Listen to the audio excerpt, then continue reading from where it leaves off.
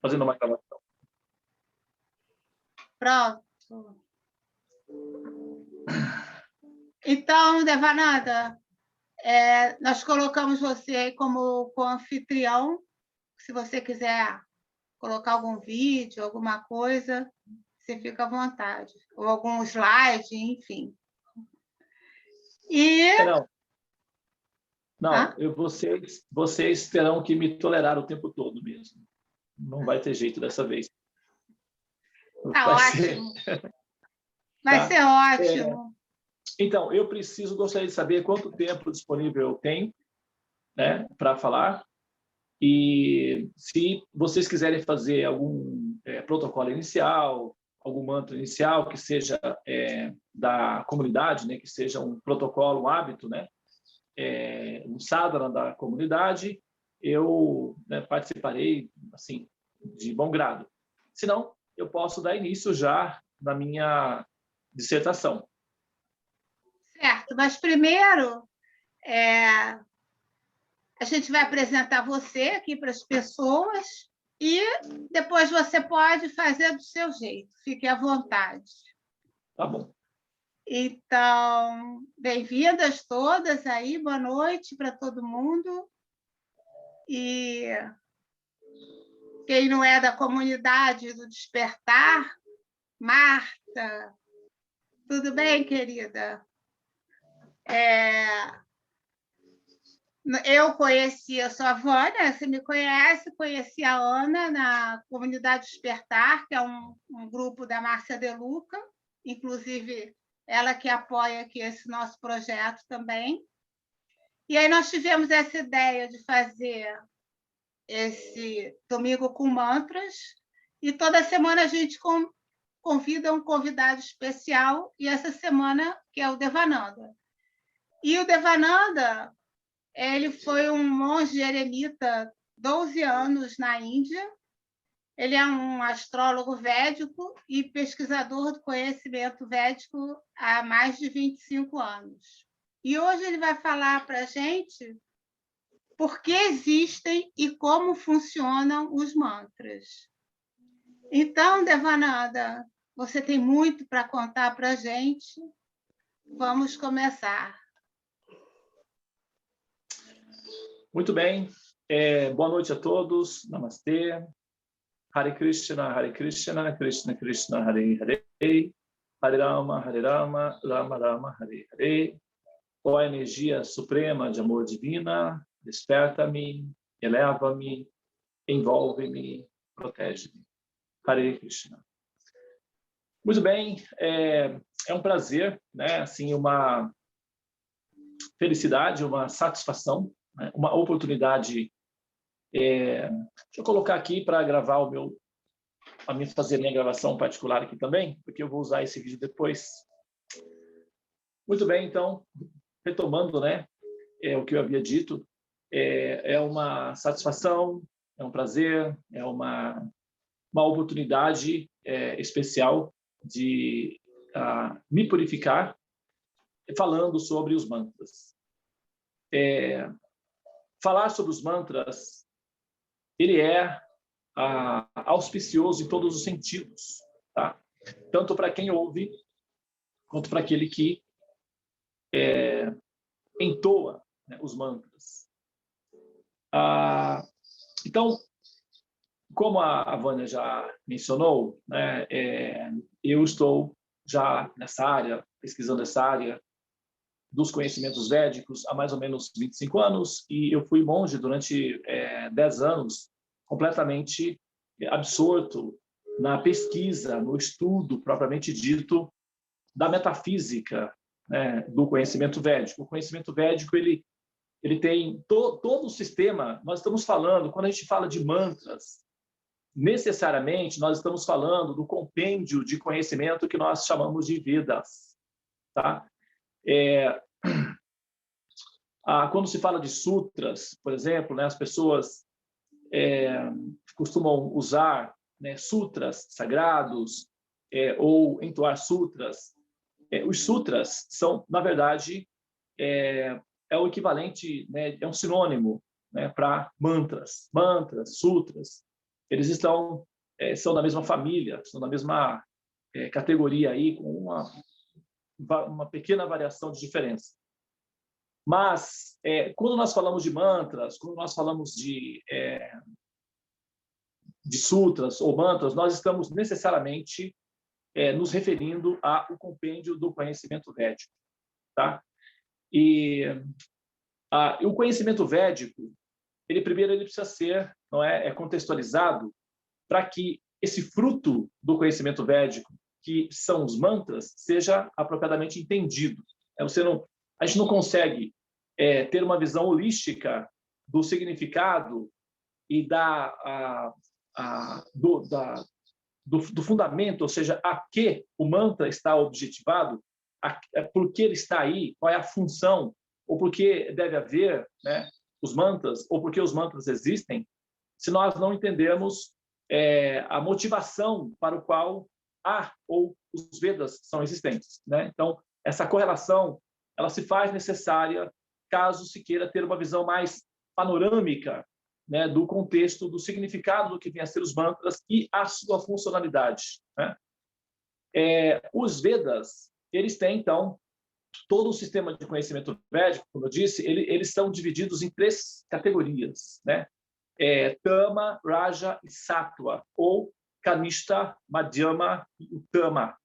São 3 etapas. Tá?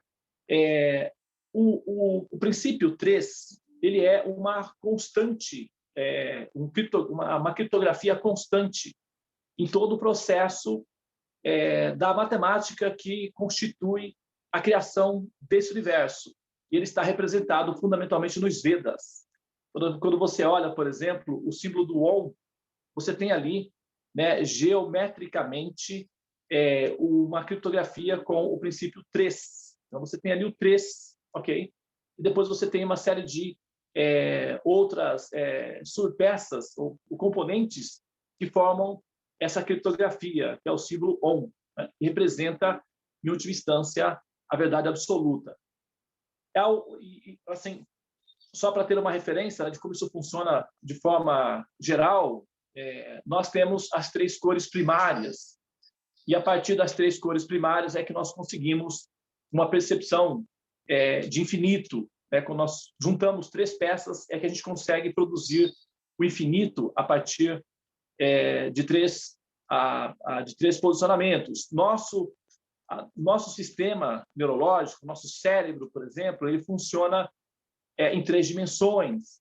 Então, quando nós conseguimos esse mínimo racional, que é o fator 3, a gente consegue, então, uma interação de infinito. E o infinito é um dos adjetivos para verdade absoluta, ou um dos atributos da suprema personalidade de Deus, que é o infinito. Né? Bom, acontece que o universo ele é criado com uma função específica. Né? Embora ele seja um princípio eterno, no sentido de que ele sempre é existente, ou seja, ele sempre é funcionalmente presente, ele vai estar sempre existindo, ao mesmo tempo, ele tem um período de reciclar, um período de funcionamento e um período de incubação. Como nos próprios Vedas se explica, o universo ele se expande e depois ele se contrai. É o que a comunidade científica chama de entropia para o universo. Né? E o exemplo que se dá para entender isso é como quando uma aranha tece uma teia a partir do elemento interno dela. Ela tem um produto interno e ela processa esse produto interno e transforma isso em pequenos fios. E esses fios, então, formam uma rede. Né? É ao redor dela que ela se utiliza para viver e para se alimentar. Quando ela, então, precisa mudar de posição, ela recolhe esses fios para dentro dela novamente e recicla esse produto, e com isso ela consegue transportar a sua própria casa para um outro ambiente. Então, o universo ele também é descrito dessa forma. O Supremo, o Criador, ele expande os infinitos universos, que é a teia que nós conhecemos como Maya, e, em determinado momento, ele inspira de volta essa teia, né, de universos infinitos para dentro de si mesmo. E esse processo cíclico de expiração e inspiração é o que nós conseguimos é compreender como expansão inflacionária do universo e entropia do universo em termos de uma linguagem científica, né? Agora, a motivação pelo qual o Criador foi impulsionado a tomar essa atitude dramática de criar, né, os universos tem a ver com o fato de que ele expande ilimitadamente e continuamente as chamadas divas ou entidades viventes, e aí é onde nós entramos, né, onde a gente começa a participar do processo da criação. Nós somos princípios eternos. Dentro do sistema do conhecimento védico, não se fala, não se admite ou não se parte do princípio de que a alma ela tenha sido eventualmente criada por Deus. A afirmação é de que a alma é uma substância inerente ou intrínseca à realidade da existência de Deus, portanto, ela é um princípio eterno semelhante a Deus. Então, não se fala no momento em que a alma foi criada, mas que ela é um princípio eterno, sempre existente, ela sempre existiu, assim como o absoluto sempre existiu. Entretanto, em determinado momento, o Supremo ele expande essa entidade viva e ela então passa a tomar consciência da própria existência. Então, só para dar um exemplo bem simples e rápido aqui. Dentro do corpo, aliás, assim, falando em tempo e rápido, eu preciso saber, que acabei esquecendo de... Perguntei, mas acabei não pontuando, né? Eu quero saber quanto tempo eu tenho para fazer essa exposição. Assim, mas a gente sempre deixa assim, uns 10 minutinhos no final para o pessoal fazer perguntas. Ok, tá bom. Então, mais ou menos 40 minutos, né? Eu acho que é o suficiente aí. Bom, então,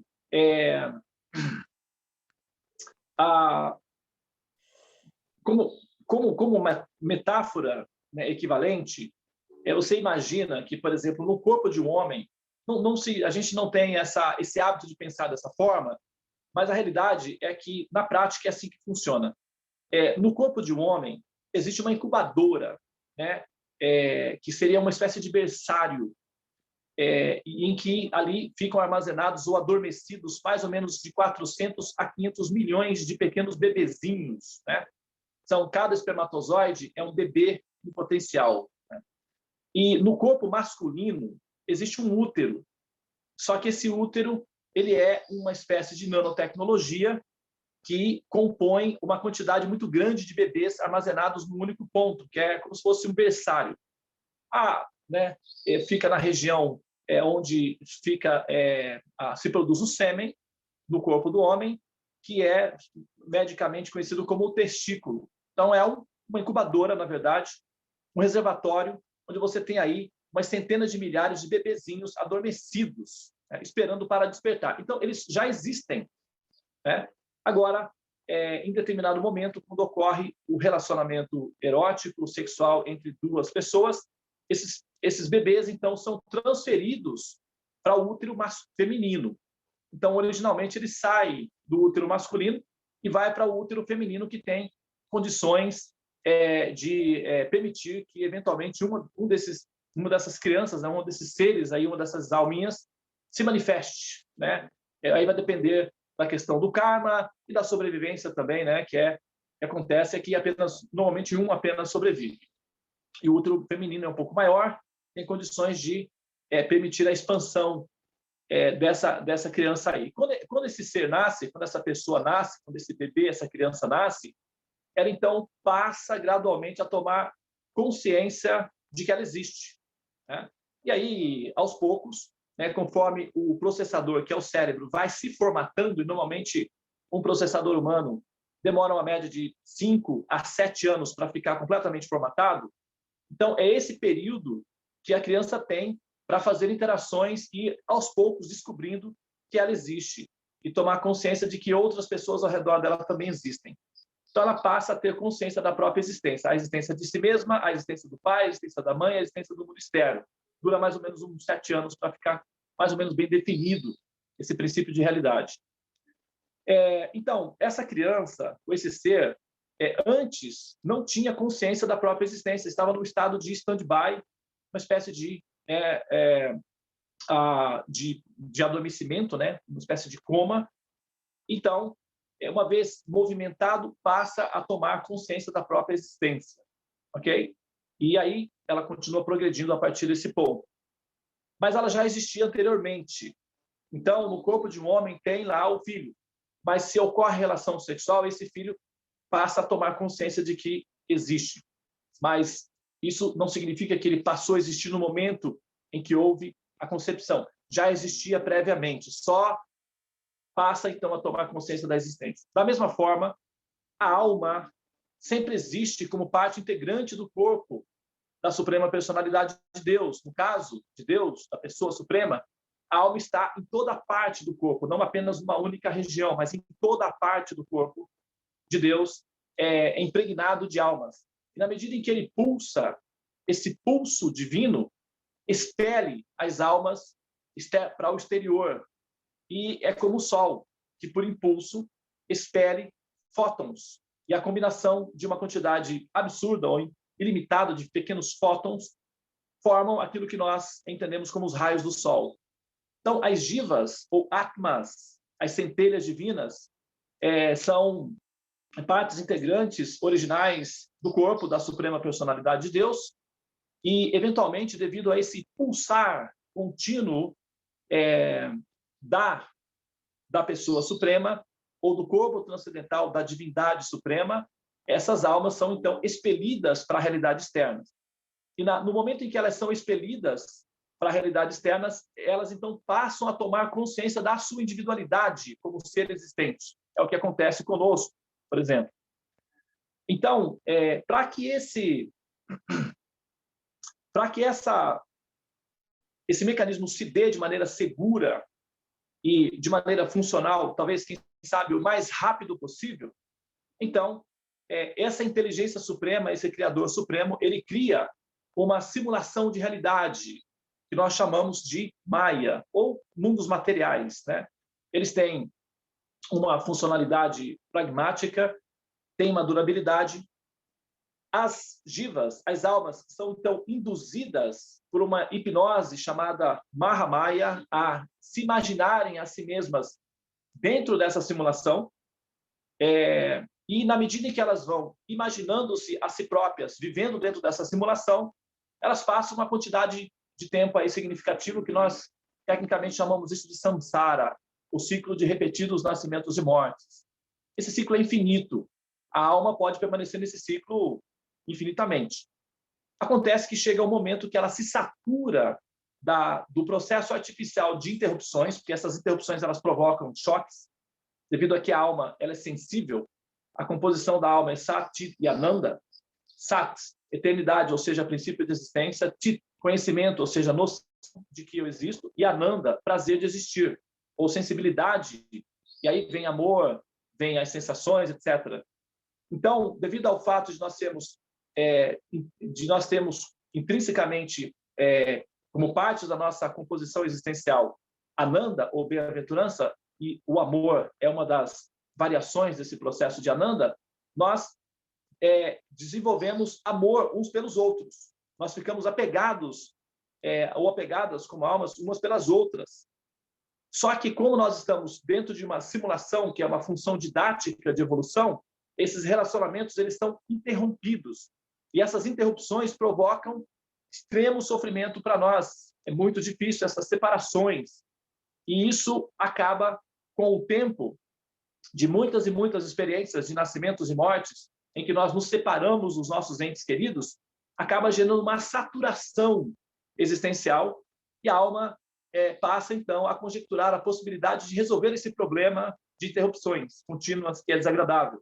Então, nesse momento, ela passa a conjecturar a possibilidade de existir num plano definitivo, que é o que se chama de reino de Deus, né? Isso demora aí umas centenas de milhares de vidas até que a alma se depare com essa possibilidade devido ao desgaste das interrupções e os choques, os traumas produzidos por essas interrupções, devido ao fato de que a experiência de existência está se dando dentro de um fator pedagógico que nós chamamos de mundo material.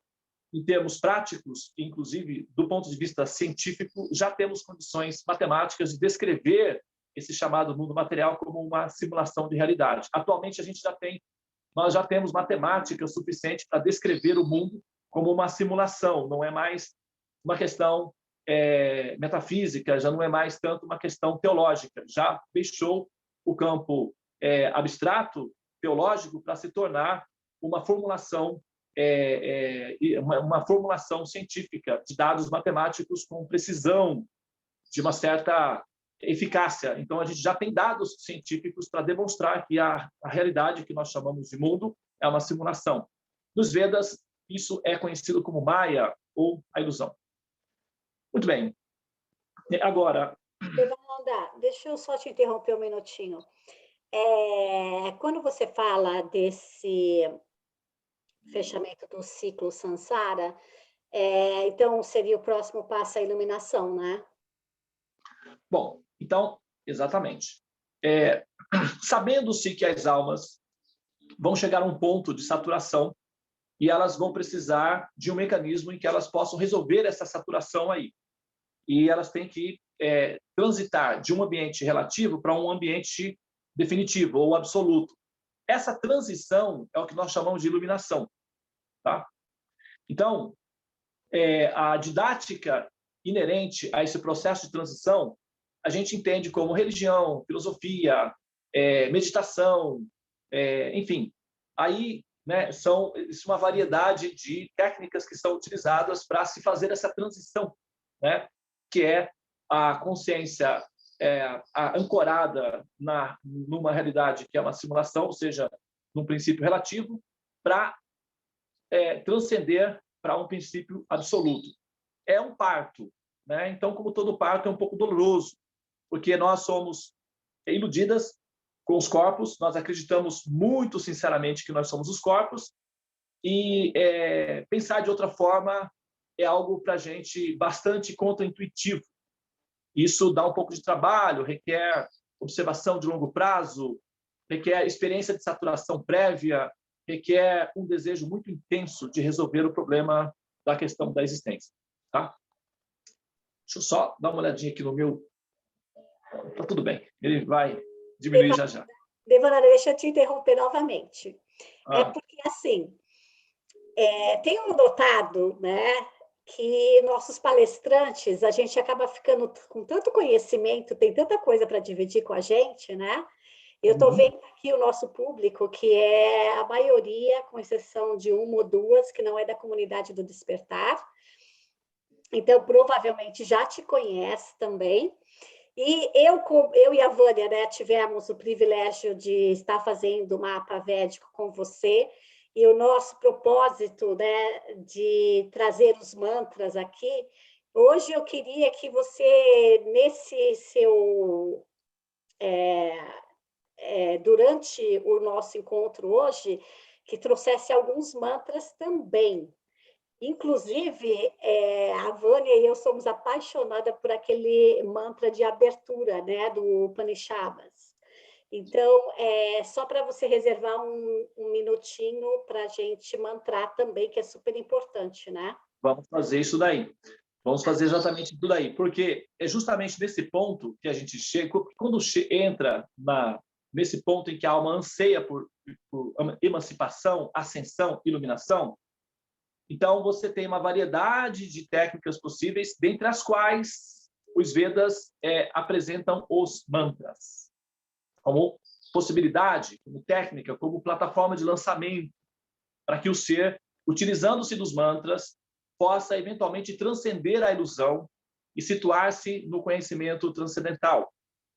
Bom, agora, o que são os mantras? Como eles funcionam?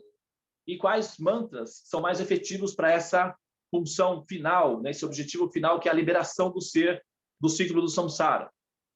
Muito bem, então, o que são os mantras?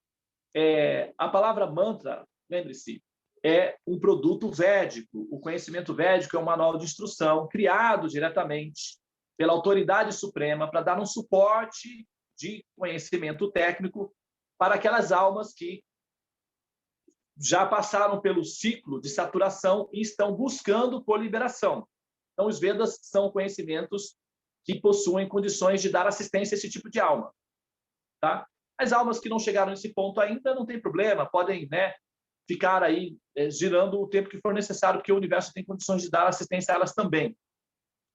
E dentro dos Vedas, tem uma área que é uma área que é reservada aos gyanis, ou aqueles que buscam conhecimentos acerca de Deus. E os mantras são disponibilizados para esse princípio, ou para esses buscadores. Então, existem mantras também para servir a funções pragmáticas das necessidades práticas das pessoas, como, por exemplo, enriquecer, saúde, etc. E tem a parte dos mantras, que são funcionais para liberar o ser, que busca por ascensão e por iluminação, que é o estado definitivo dos mantras. Então, a palavra mantra é uma palavra composta. Man significa mente, né? E tra significa liberação. Tá? Às vezes se diz em Manasa Yoga ou Manasa Mantra, mantras mentais ou ligação mental. Mente, tra, liberação. Então, aquilo que solta a mente. Tá?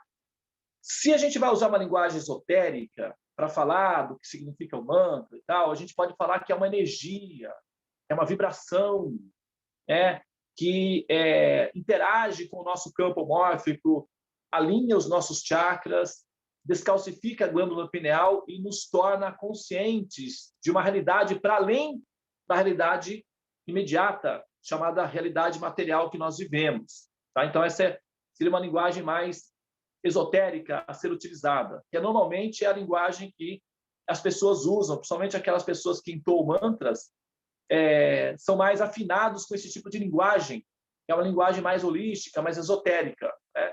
Então, se fala que o mantra produz uma Shakti, uma potência espiritual, gera-se uma energia transcendente que purifica a nossa mente e enche o nosso coração de Ananda, ou desperta o nosso coração com Ananda, que ali está no reservatório. Ok? Então, isso seria o sentido de mantra.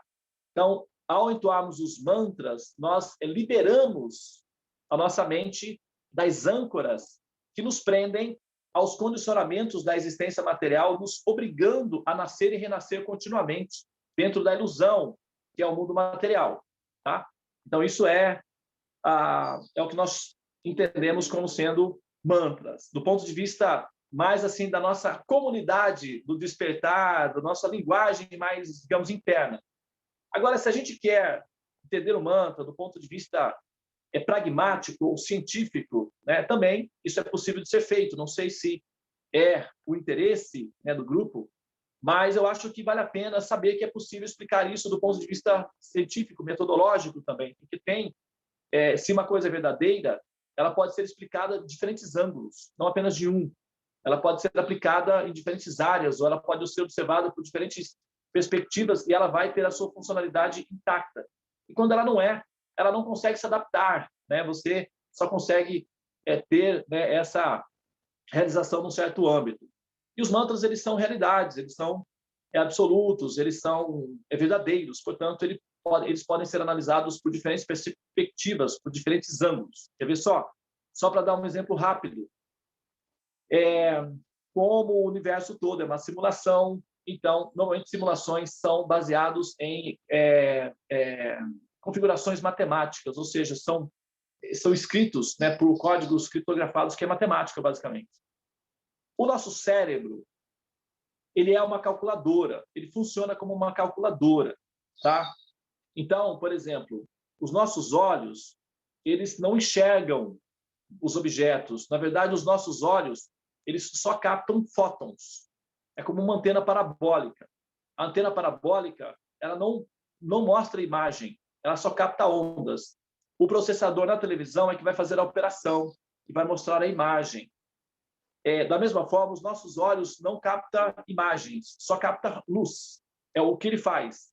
E manda, por nervos ópticos, impulsos elétricos. E o cérebro, ele vai racionalizar esses impulsos elétricos, ele vai inteligir esses impulsos elétricos e vai formar uma imagem e vai mostrar dentro do cérebro essa imagem. Então, nós não enxergamos com os olhos não enxergam nada, nós enxergamos com o cérebro, que, por sua vez, faz uma operação matemática para oferecer essa imagem para nós, porque ele não vê imagens, ele só recebe impulsos elétricos, e ele transforma essa eletricidade em imagem. Isso é uma simulação, é como funciona qualquer celular, qualquer computador, é assim que funciona, ou televisor na sua casa, é assim que funciona também.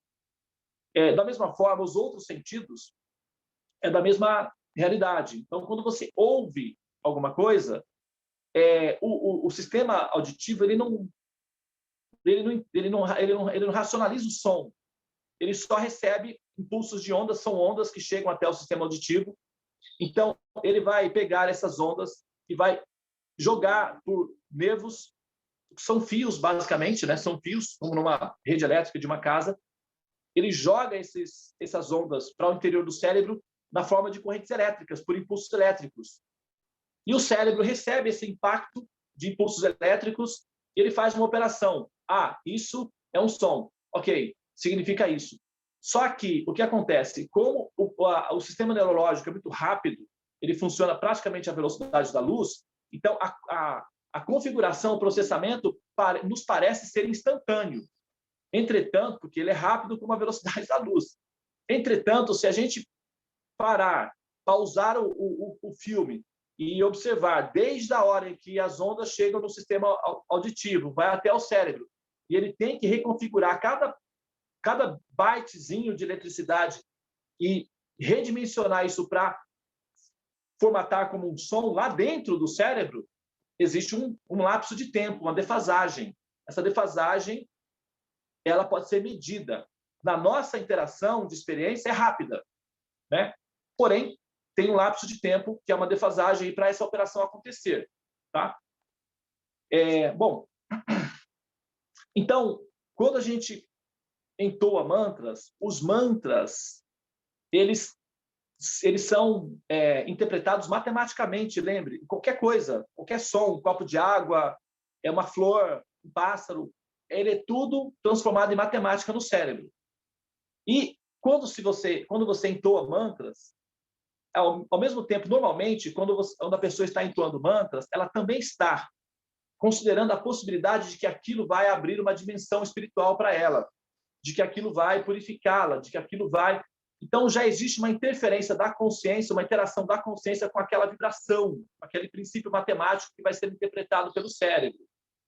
Então, a consciência injeta nesse princípio uma informação. Ao mesmo tempo, os próprios mantras, a matemática intrínseca aos mantras, como eles são criados pela autoridade superior para funcionar como sendo potencializadores, é como se fosse gasolina aditivada, digamos assim, como se fossem nutrientes para a glândula pineal, para ativar esse mecanismo de armazenamento de dados. Então, é como se fosse realmente aqueles leitinhos, né, que é criança, né, especial, nutritivo e tal. Então, assim são os mantras. É uma espécie de alimento potencializado. Ao mesmo tempo, a consciência que já está acostumada a pensar que os mantras têm essa força, interage com esse mecanismo e a consciência, então, projeta todo o sistema neurológico para essa função. Então, o sistema neurológico, que é uma máquina programada para funcionar em determinadas maneiras em algumas partes, então, ele já fica mais ou menos predisposto a pensar daquela forma. Quando essa composição matemática chega, ele já está mais ou menos condicionado a pensar para que serve isso daí. Então, ele vai ativar os aspectos metafísicos do nosso sistema neurológico, do nosso cérebro, que é a parte direita do cérebro. E aí é onde os hormônios que serão produzidos, as sinapses do sistema neurológico, vão, então, motivar para que o cérebro do hemisfério direito funcione ou atue. Aí é onde vai acontecer as experiências místicas, que são as interações hormonais produzidos nas sinapses como condicionamento gerado pelo impulso da consciência e da combinação matemática dos mantras. E a isso nós chamamos de êxtase, ou chamamos de experiência mística, ou chamamos de iluminação, ou chamamos de samadhi.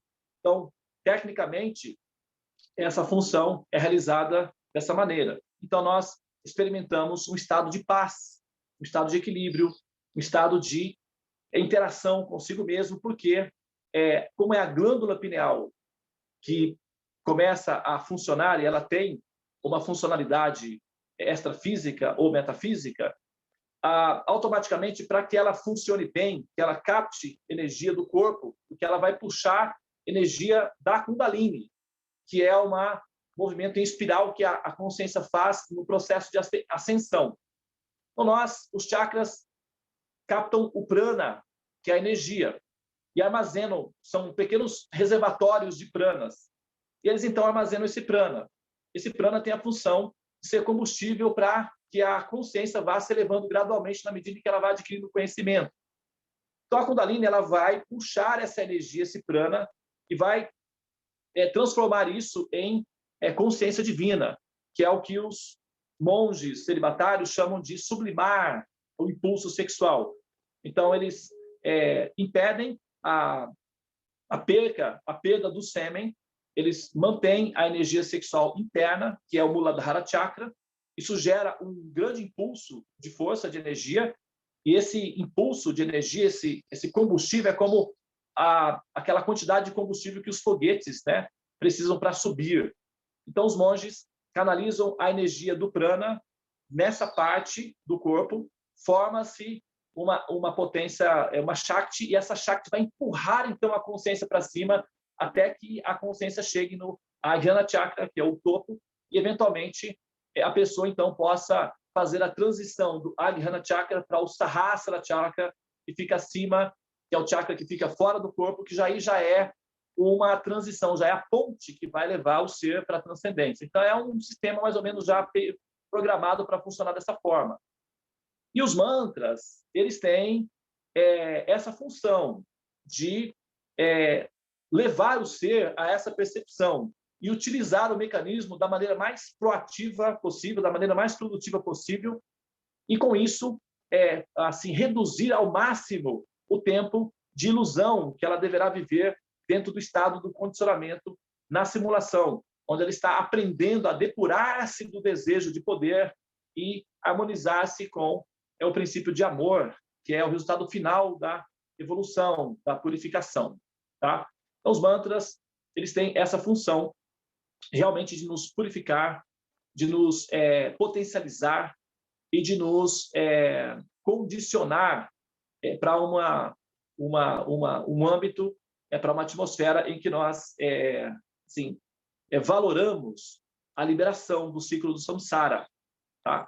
Isso é extremamente importante de ser sempre pontuado, porque nós chamamos de iluminação. Mas a que se destina a iluminação? Vamos supor que acontece de nós nos iluminarmos. E aí? Qual é o resultado consequente disso? Vamos dizer que nós cheguemos a essa plataforma de iluminação. Bom, chegamos. E agora? O que fazemos? Se vocês olharem, eu vou, então, dar essa informação final, vou fazer essa metáfora final, e depois eu vou entrar, então, nas técnicas da prática dos mantras, tá? Como a Ana pediu, tá bom?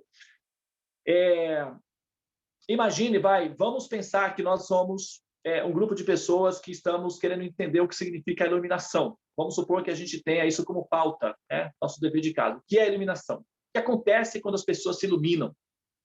Vamos supor que nós estamos nos iluminando. Como é que a gente vai saber se a gente se iluminou ou não? Porque a gente pode ficar aí caminhando, a gente já se iluminou e nem sabe, e continua tentando se iluminar.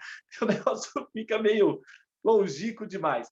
Então, vamos imaginar que a gente já tenha chegado aí, ou se acontecer da gente chegar, como é que a gente vai mais ou menos se portar? Muito bem. Nós não sabemos. Vamos partir do princípio de que a gente não sabe, a gente não tem noção nenhuma de o que seria, porque como a gente não tem experiência prática do que é a iluminação, então a gente, de repente, nem sabe do que a gente está falando. Mas o que a gente pode fazer? Nós podemos olhar outros que já se iluminaram, porque aí a gente vai ter uma referência, a gente precisa de uma referência. Então, nós podemos pegar como estatística, vamos aí umas 10 pessoas iluminadas na história, aquilo que nós chamamos de iluminados.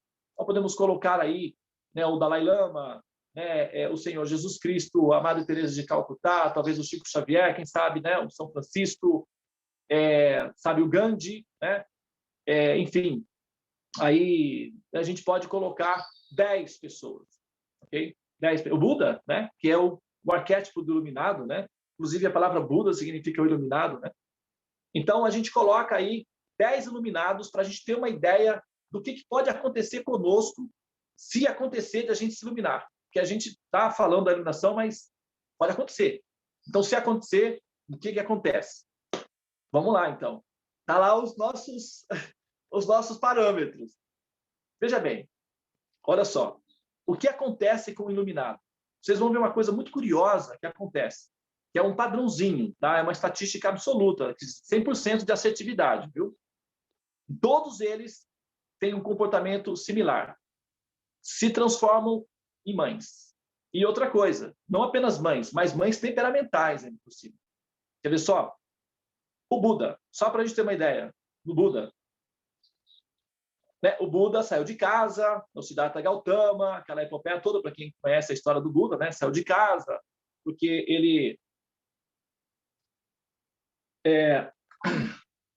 viu que tinha problemas, e ele queria resolver o problema né, do sofrimento. Então, ele sai, faz todas as austeridades, meditação, encontra os caminhos e tal, e finalmente ele consegue se iluminar.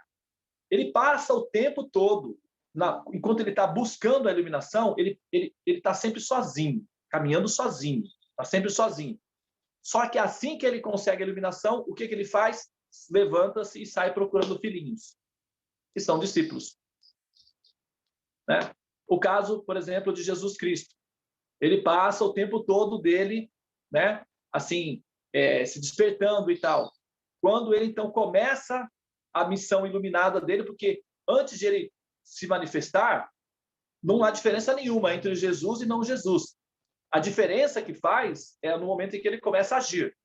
Então, no momento em que ele se vê pronto para a missão, ou seja, o estado de iluminação, o que ele faz? Sai procurando filhinhos, né? Então, ele encontra discípulos. E assim se dá com todos. O São Francisco de Assis, a mesma coisa. A Madre Teresa de Calcutá, a mesma. Todos eles, é assim. Eles se comportam como mães, eles querem ter filhos, eles querem ter aprendizes, eles querem ensinar, eles querem cuidar, eles se tornam educadores, eles querem educar. Então, eles ficam como mães. E você ter você ser um educador, ensinar outras pessoas, é assumir o comportamento de mãe, naturalmente. Então, a pessoa fica, muitas vezes, devido ao fato de ter filhos ou aprendizes, ela fica um pouco, né, estressada. Como mãe, todas as mães são estressadas, né? Normalmente, assim, tipo quase 100%, vai. Por quê? Você tem filhos, naturalmente, você vai ficar estressado. A mãe que não fica estressada com filhos, ela está com um problema psicológico, com esses filhos, eles ainda estão na fase de incubadora, eles estão lá, esperando para germinados. Aí uma mãe zen, mas tem filho, pronto, já acaba a paz, acaba a tranquilidade, já vem os medos, já vem a ansiedade, já vem tudo. Tem filhos, vem a ansiedade. Então, se você observar Jesus, São Francisco, todas essas pessoas iluminadas, eles são educadores. E outra coisa, eles também estão dispostos a dar a própria vida pelos seus filhos. Isso é característico de uma mãe. Os pais, normalmente, o princípio biológico masculino, ele tem a tendência de deixar a semente ir embora.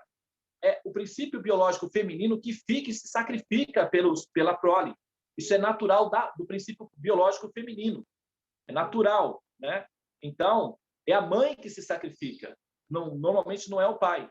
Então, essas pessoas, elas se sacrificam pelos seus discípulos. E é um princípio maternal isso daí. Eles estão dispostos a morrer por eles. Pelos seus filhinhos, no caso, né? É o que uma mãe costuma fazer. Agora, os filhos, como fazem muitas maravilhas, né? Porque é M de maravilhas, né? Os filhos fazem muitas maravilhas. E então, o que acontece? As mães ficam desesperadas e muito estressadas. Só para citar um caso, por exemplo, o São Francisco de Assis, ele deixou um grupo de discípulos cuidando lá do chalezinho deles, da igrejinha deles, estava tudo bem simples. E o São Francisco se retirou para fazer, né, um retiro espiritual. É como uma mãe, olha, a mamãe vai no supermercado, é só 30 minutos, depois a mamãe volta, por favor, fica tudo bem. Ah, pode deixar, mamãe, é nóis. A mamãe vai feliz da vida, sem saber a surpresa que espera ela quando ela volta. Aí, tal, o São Francisco saiu, fez a meditação dele, alcançou a iluminação dele. E quando ele volta, os discípulos já tinham construído uma igreja com ouro, com candelabros, com camas, com alojamentos e tudo. O São Francisco olha para aquilo, ele entra em estado de choque, ele fica histérico, ele sobe em cima da igreja, começa a arrancar as telhas, começa a quebrar tudo. O pessoal pensa, pirou, né? Como o filho, a mamãe despirocou. A mamãe pirou. A mãe chega, vê o filho faz uma coisa aqui, a filha faz, ela fica totalmente irada e briga e não sei o que e tal. Então, é natural que a mãe se estresse porque está educando filhos, que a mãe fala uma coisa, o filho faz ao contrário. Então, o que acontece? Um educador sofre, né? E tem que, né, tolerância. Jesus costumava dizer, meu pai, até quando estarei entre eles? Meus filhinhos. Jesus falava isso, né? Meus filhinhos, até quando estarei entre vós? Meus filhinhos. Aí aquela vontade de esganar um, né? E de vez em quando ele ficava tão assim estressado com esse movimento aí né, dificuldade de lidar com os discípulos, que ele se retirava, ele saía para os montes e ficava lá, tipo aquela mãe, né, que entra na porta do quarto e fala, me deixe, não me perturbem, porque hoje, se me perturbarem, sabe, se a gente pegar, eu estou fazendo essa metáfora, que é para entender que a reação é maternal. Só que essa mesma mãe que se estressa, que briga, que roda a baiana, que despiroca, enlouquece, é essa pessoa que vai morrer pelo filho, se for preciso. Se chegar um diagnóstico que precisa doar um coração, a mãe vai ser a primeira. Doutor, posso doar o meu? Serve o meu? É a primeira que vai fazer isso, entende? Então, assim, são as mães que dão a vida pelos seus filhos. Não é o irmão, normalmente, não é o pai, são as mães. Então, o amor de Jesus, por exemplo, amai-vos uns aos outros como eu vos tenho amado. O amor de Jesus não é amor de irmão, é amor de mãe. Não é amor de pai, é amor de mãe, porque os pais normalmente vão embora. Quando a coisa aperta, muitos pais fogem. São as mães que ficam, se sacrificam pelos seus filhos. Então, o amor de Jesus, ele é muito mais forte do que um amor de irmão. O amor de irmão, às vezes, dá até problema. Mas de mãe, normalmente, é sacrifício, é entrega total. Então, assim, se a gente pegar... Aí tem o Chico Xavier, a Mandulce, todos eles têm esse comportamento. Fica iluminado, vamos cuidar dos filhinhos, né? Então, o Chico Xavier, por exemplo, é basicamente uma mãe, né? Cuidando dos filhinhos. E, assim, não sei, não conheço, mas ele deve ter uns momentinhos dele também de, de puxar a orelha aqui, de um aqui, outro ali. Mas a questão é que iluminação significa tornar-se mãe da humanidade, tá? Então, se você quer ter uma referência do que é iluminar-se, assumir a sua posição de mãe da humanidade, paternar a humanidade, assumir que eles são seus filhinhos e que você quer educá-los. Isso é compaixão, basicamente. Se a gente pegar toda a humanidade e colocar numa maquininha de evolução, a gente pode colocar o Hitler ali dentro. Vamos pegar malvados. Hitler, Gengis Khan, sei lá, né? Os psicopatas, os criminosos. A gente coloca dentro de uma maquininha de evolução. Chacoalha e joga, vamos dizer, lá na frente, lá uns milhões de anos lá na frente. Quando solta lá na frente, já evoluídos, sai tudo mamães. Preocupados em cuidar da humanidade, em sacrificar-se pelos demais, compassivos.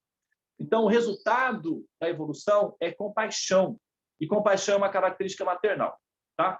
Bom, claro que isso foi muito reduzido, né? Bem sintetizado essas explicações aí, mas acho que deu para pegar a ideia. O ser iluminado, ele fica compassivo, ele desenvolve compaixão pela humanidade. Tá? Não existe ser iluminado egoísta ou preocupado consigo mesmo, apenas. Enquanto nós estamos preocupados com a nossa iluminação, isso significa que nós estamos apenas tentando jogar luz na nossa escuridão. Ok, é ótimo. Mas chega um momento que você consegue o efeito de jogar luz na própria escuridão. E quando esse efeito se dá, é quando a pessoa sente compaixão pelas outras que estão na ignorância e deseja fazer alguma coisa por elas. Posso dar um exemplo prático. Aqui nós temos duas mamães, né, ansiosas, preocupadas, né, com os demais, com a humanidade. Nós temos aí a Ana e a Vânia, são duas mamães que está cheia de filhinhos, vamos evoluir. E agora? O que vamos cuidar? Maternar. Aí estão elas, né, tentando maternar filhinhos. Possivelmente elas já estão aí ansiosas. Mas o Devanando não apareceu. Isso aí já é demais. 2 vezes não dá. E como é que vai ficar? Devananda, olha só, essas mamães aqui, então, eu ouvi dizer que você fala muito sobre quer dizer, coloca a gente, os mantras utilizando os japamalas, como usar. E que tal se a gente, eu acho que todo mundo deve ter um japamala em casa, né? Nós não pedimos para ninguém, mas de repente dá uma introdução, aí eu sinto tanta paz, sabe? Essa mamãe aqui realmente está daquele desejo de escutar os mantras, porque realmente eles são tão poderosos. Inclusive, uma mãe precisa estar bem alimentada, ter bastante leite para poder alimentar os seus filhinhos, né? Então, nutrir-se e alimentar-se bem, ou ter a despensa cheia, acalma, né, a mãe. Então, aqueles que cuidam espiritualmente de outras pessoas, precisam ter a despensa sempre cheia, disponível, né, e estar sempre bem alimentada, digamos assim. E isso os mantras produzem essa energia, essa shakti espiritual, esse ânimo de existir. Realmente são os mantras, em especial o Mahamantra. Man, mente, tra, liberação. Maha, grande, supremo, o mantra supremo, que é o Mahamantra que nós entoamos, que é o mantra Hare Krishna. Só para confirmar aqui, porque a gente vai fazer, não vai dar tempo de fazer uma volta completa. A gente vai fazer aqui, vamos escolher aqui 8, né? 8 mantrinhas, vamos fazer 8 vezes o Mahamantra, do jeitinho que se faz normalmente. Até gostaria de convidar vocês, aqueles que se interessarem, todos os dias pela manhã, às 6h15, nós temos um templo virtual, que nós chamamos de Sala dos Mantras, e nós temos um grupo de meditadores nos mantras, que nós nos reunimos todos os dias pela manhã e fazemos técnicas de pranayamas, que são relaxamento do sistema nervoso central, ativação da Kundalini, alinhamento dos chakras, calcificação da glândula pineal, e entoamos o Mahamantra, uma volta completinha. O programinha todo é mais ou menos 45 a 1 hora, assim. E todos os dias nós temos a Sala dos Mantras, é aberto, nós recebemos convidados e também é gratuito. Então, você pode participar com a gente e entrar na Sala dos Mantras todos os dias, às 6 horas da manhã, já está aberta, tá? Tem um horário às 5 e tem um horário às 6. E tem um horário também às 7h20 da noite. Aí você pode escolher um desses horários, entrar na nossa Sala dos Mantras e vivenciar essa experiência mais profundamente, como um sadhana regular, assim, um certo período, né, de tempo. E por falar em tempo, quanto tempo nós temos para fazer os mantras, Ana? Já passou quanto tempo? Eu não estou marcando aqui. Dá uns 10 minutos, mais ou menos. E essa Sala dos Mantras é onde? É no YouTube? Você tem que ter o aplicativo que é o Google Meet, né? Nós utilizamos o Google Meet para fazer a nossa reunião, e eu vou disponibilizar para você, Tavânia, e para a Ana também o link da nossa Sala dos Mantras, e vocês podem entrar quando vocês quiserem. O ideal é ter um copo com água à disposição. Sempre que você for fazer os mantras, tenha um copo com água à sua disposição, próximo, porque a água vai somatizar a configuração dos mantras, então ela vai ficar mantrificada, ela vai ficar potencializada. Então, quando você beber essa água, você vai estar bebendo literalmente o mantra também. Então, você vai entoar, você vai ouvir, você vai beber o mantra. Então, fica mais assim, um recurso a mais. E também ter fogo presente durante o processo de entoar o mantra. Então, nossa, que já concluiu. Normalmente, você pode ter uma velazinha aqui, sustente um pouco mais. Aqui eu usei ghee, então consumiu rápido. Mas você pode ter uma vela, né?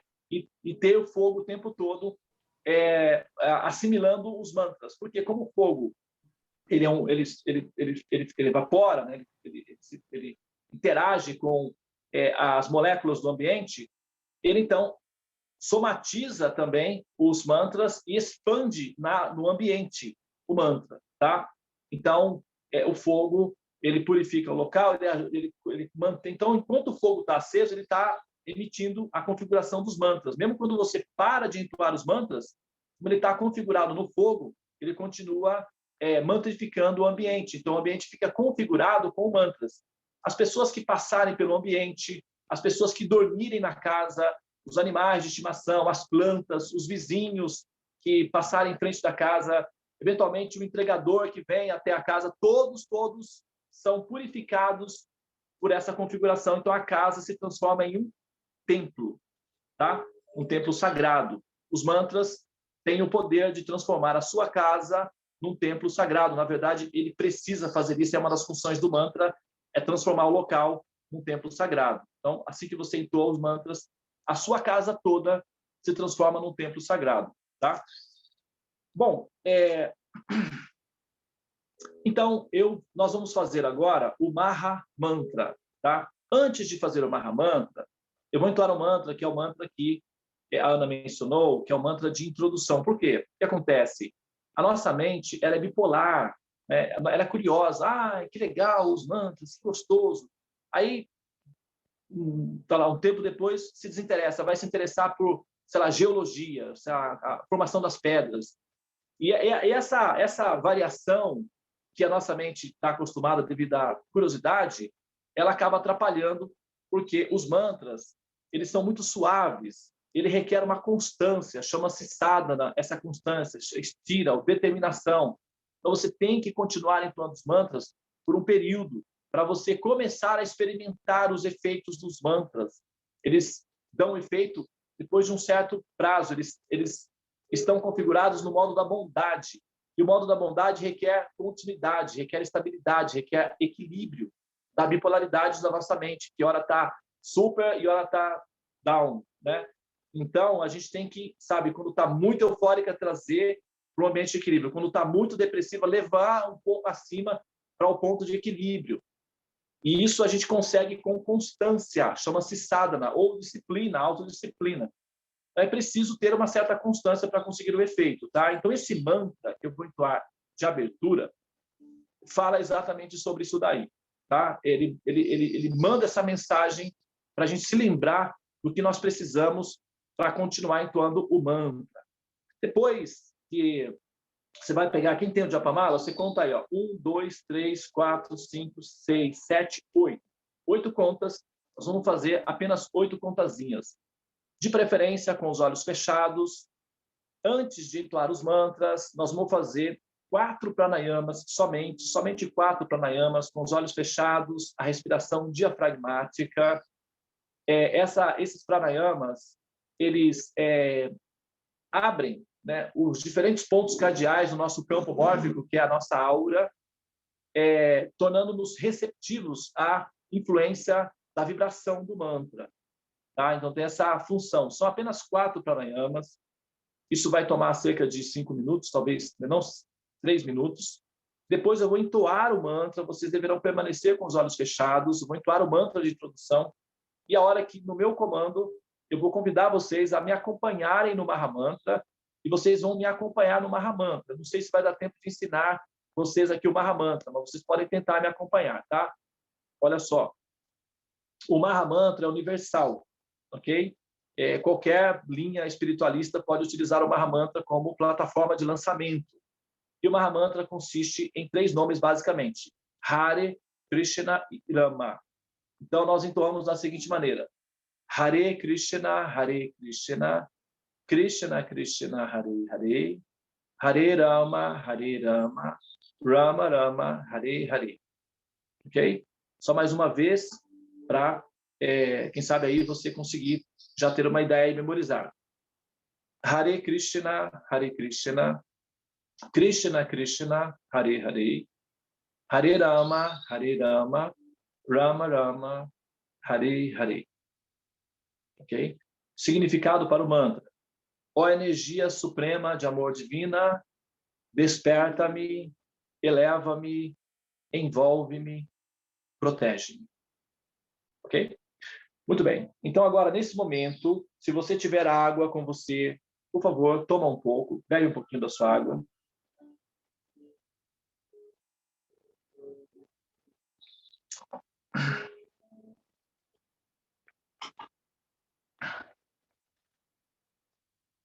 Fique numa posição, se possível, numa posição ereta, mantenha sua coluna ereta, porque a Kundalini, né, numa espiral, mas assim, a coluna dorsal ou central na vertical. Então, se você puder manter a sua coluna ereta nesse momento, não tem problema, você não precisa se sentar no chão, na posição de lótus, você pode se manter na sua poltrona confortavelmente, porém, tente manter a sua coluna ereta.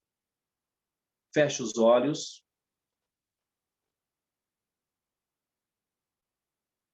Desligue a sua mente dos seus problemas, das suas preocupações nesse momento. Isso vai ser somente 5 minutos.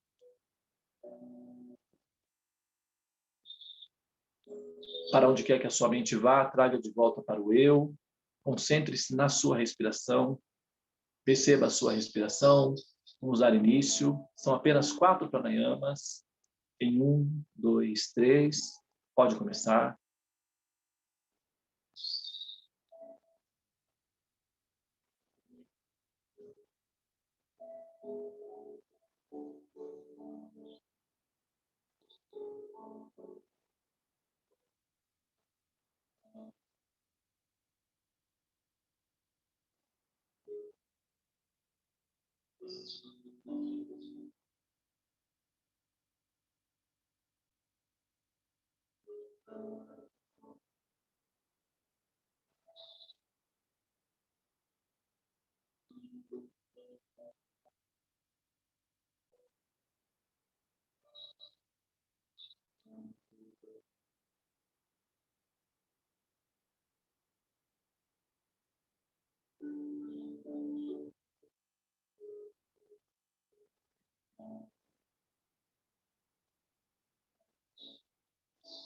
Muito bem. Eu agora vou, então, entoar o mantra de introdução. Por favor, permaneça observando a sua respiração. São 2 mantras que serão entoados. Mantra 1. Jaya Shri Krishna Chaitanya Prabhu Nityananda Shri Adwaita Gadadhara Shri Vasadi Gaura Bhaktavrinda. Tradução. Ao se cantar os santos nomes da verdade absoluta, que é a suprema personalidade de Deus, eu desejo que meu coração seja purificado de todas as sementes que são semelhantes a ervas daninhas, que produzem a ilusão que me obriga a nascer, renascer e, finalmente, morrer continuamente no mundo das sombras, o samsara. Que tais ervas daninhas sejam erradicadas no âmago do meu coração, mediante o cantar puro dos santos nomes do Senhor, o Mahamantra. Hare Krishna, Krishna Krishna, Hare Hare, Hare Rama, Rama Rama, Hare Hare. Mantra 2. Shastras, orientações apropriadas para seres humanos evoluídos. Assim dizem os Vedas, Utista Jagrata, Prapyabharani Bodhata Kshrasya Dhara, Nistitya Durataya Durgan Patastu, Kavayo Vadanti. Vedas. Tradução. Tamasi Madhyotir Gamaha. Saia da escuridão, volte-se para a luz. Ó alma condicionada ao ciclo dos repetidos nascimentos e mortes. Tendo vós experimentado as consequências dos frutos amargos do apego à letargia e à escuridão, e desejando vós liberação de todas as misérias da existência material, é chegada a hora de obter conhecimento, sabedoria, liberação. Portanto, munida de determinação em seu coração, por favor, ouça. Desperta, caminha, e não para antes de alcançar a meta, que é o autoconhecimento, a liberação de todas as misérias. Para aqueles que negligenciam os ensinamentos dos sábios e abrigam-se na letargia da ignorância, o caminho da existência é difícil, semelhante ao fio de uma navalha. Certamente produzirá decepção. Esta é a opinião daqueles eruditos transcendentalistas que já cruzaram o caminho da ignorância e alcançaram conhecimento transcendental. Ao sentir-se cansado ou cansada em sua jornada de autoconhecimento, se preciso for, sente-se, descanse. Porém, ao fazê-lo, mantenha diante de si o objetivo ao qual você está destinada, a liberação. Quando sentir-se melhor, então, neste momento, levanta-te e com fé em seu coração, abandonando toda a letargia que surge do apego à ignorância, levanta-te e caminha, e anda, e desperta, porque o seu destino final já está previsto. É o despertar. Vedas.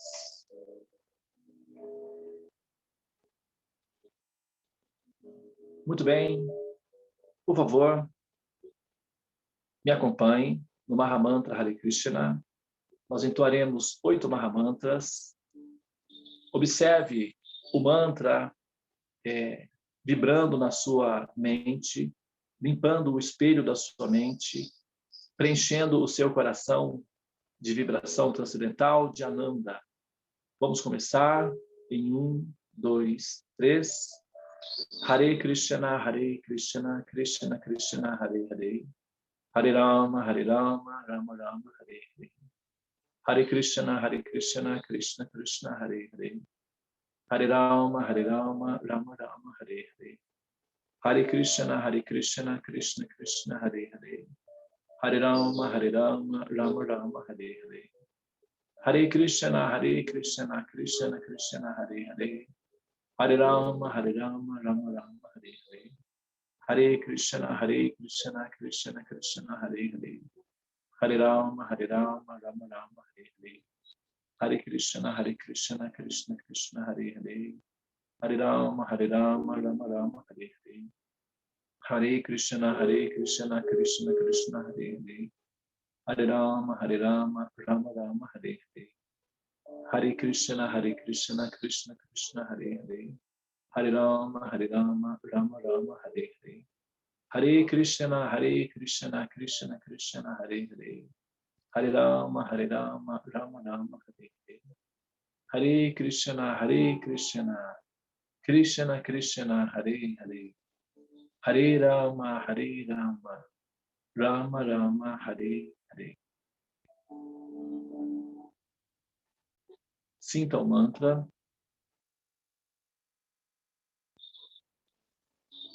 Ó energia suprema de amor divina, desperta-me, eleva-me, envolve-me, protege. Hare Krishna.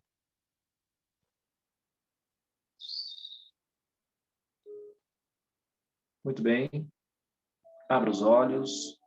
Agora, com o seu próprio Japamala, você toca no seu Agyana Chakra, que é o terceiro olho, no Anahata Chakra, que é o reservatório do Ananda, e no Manipura Chakra, fica no plexo solar, na região do umbigo. Respire profundamente. Pranamos, reverências ao mantra. Hare Krishna, Krishna Krishna, Hare Hare. Hare Rama, Rama Rama, Hare Hare. Abra os olhos.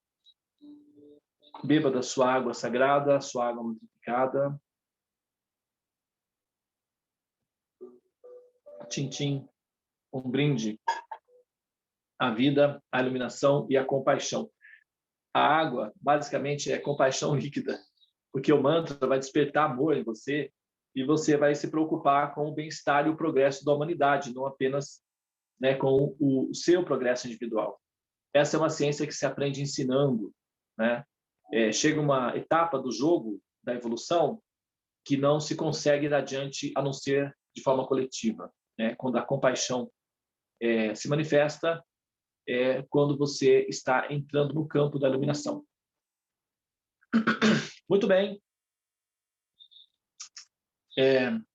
Eu acho que a minha participação neste momento, se alguém tiver algum comentário, quiser fazer alguma pergunta, estarei à disposição.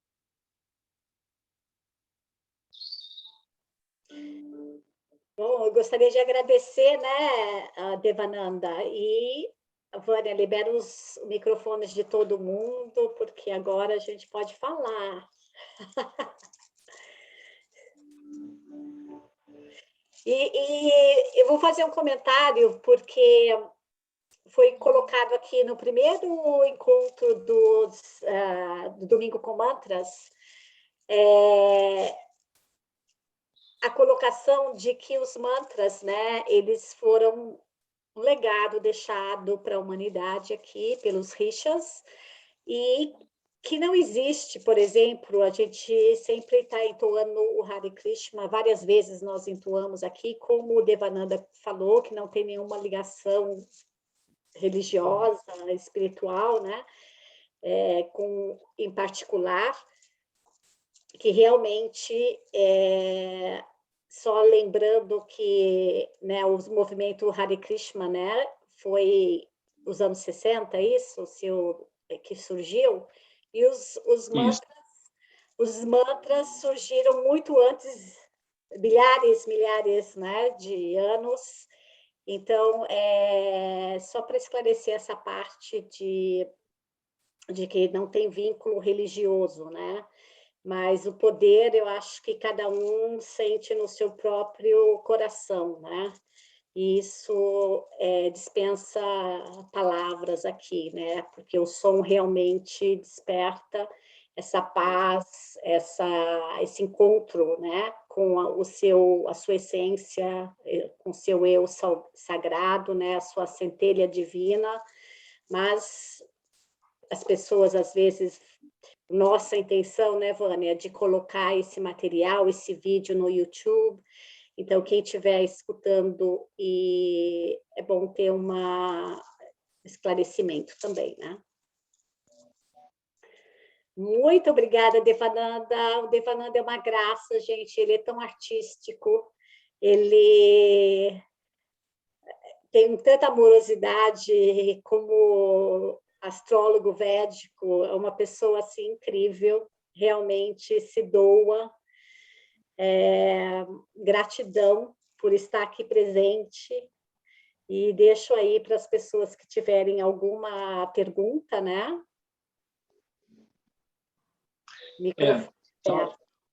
Gostaria de, né, só complementar, né, que você falou, realmente, né, o Mahamantra Hare Krishna, ele é milenar, ele é patrimônio das escrituras védicas. Agora, os devotos de Krishna, eles pegaram o Mahamantra e o Mahamantra se tornou, então, o principal dos mantras entoados pelos devotos de Krishna. Então, nós somos conhecidos como Hare Krishnas, devido a que nós ficamos meio que adictos ao Mahamantra. Então, nós ficamos, né, conhecidos como Hare Krishnas. Então, a gente se fundiu ao mantra, mas o mantra é patrimônio público, não é propriedade do movimento Hare Krishna, né, como você falou. Exatamente. E essas 4 palavrinhas, né, realmente têm um poder assim muito grande, independente de religião, realmente, né? Sim. Enfim, não existe... O Mahamantra, ele pode ser utilizado medicinalmente, inclusive, para ansiedade, para depressão. A pessoa pode, né, observando práticas de pranayamas diárias, depois entoando o Mahamantra como remédio, como medicina mesmo, para assim, tratar depressão, medo, síndrome de pânico, ansiedade. Ele é antidepressivo. O Mahamantra, ele é medicinal. Ele pode ser utilizado nesse nível como medicina, como remédio, e ele pode ser utilizado também como plataforma de lançamento, mística, para ter realizações diretas com a pessoa Krishna. Então, ele tem várias funções, você usa como você desejar, né? Mas, enfim. Eu acho que o Devananda até colocou, né? tem mantras para várias funções, né? Que ele falou, para saúde, prosperidade, enfim, se alguém quiser fazer algum pedido em especial, eu acho que a gente pode dar esse privilégio, né? Aproveitando aqui o nosso convidado de hoje. Então, eu Tem acho que aqui, até tem olha, uma as pergunta. perguntas aqui, olha. Algumas Adores, perguntas. a Doris perguntou quando é que ele vai. Eu endosso essa pergunta, faço também. Quando é que você retorna para ensinar mais mantras para a gente? Todo mundo adorou. Olha, uma das minhas... Porque, assim, o que acontece? É aquela história, né? A gente fala uma coisa, o ouvido está perto. Então, é a primeira pessoa que ouve, é o próprio ouvido, né?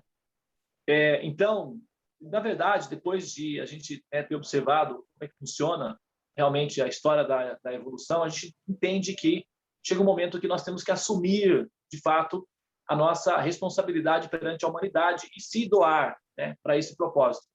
A gente tem que trabalhar, temos que pagar as nossas contas, a gente tem essa função também. É um jogo que você joga nas duas direções. Você tem que cumprir as suas funções dármicas, básicas, operacionais, e, ao mesmo tempo, você também tem que se doar livremente para o bem-estar e a evolução da humanidade.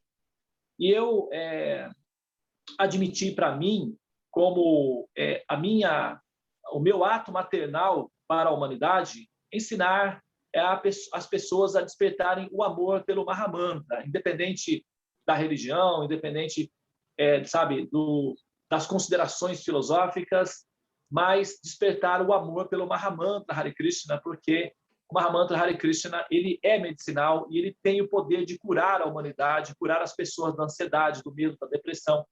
E como eu, né, assim, estou em contato com o Mahamantra, essas informações, o meu serviço prestado à humanidade é justamente esse, de ensinar as pessoas a entoar o Mahamantra Hare Krishna.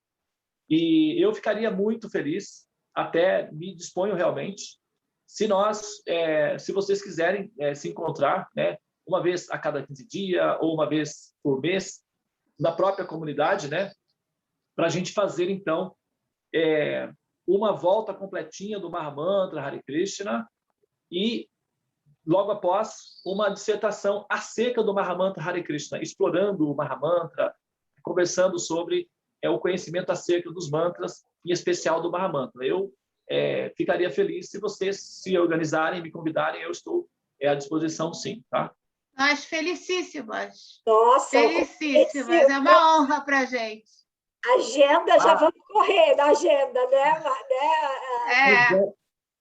O melhor de tudo, é gratuito. Olha aqui, tem uma pergunta da Adriana. Ela pergunta: a água, né, que estava ali sendo com as energias do mantra, se ela pode ser oferecida para as pessoas da família também ou só para quem está fazendo o mantra? Pode não. Não pode. Deve. Deve.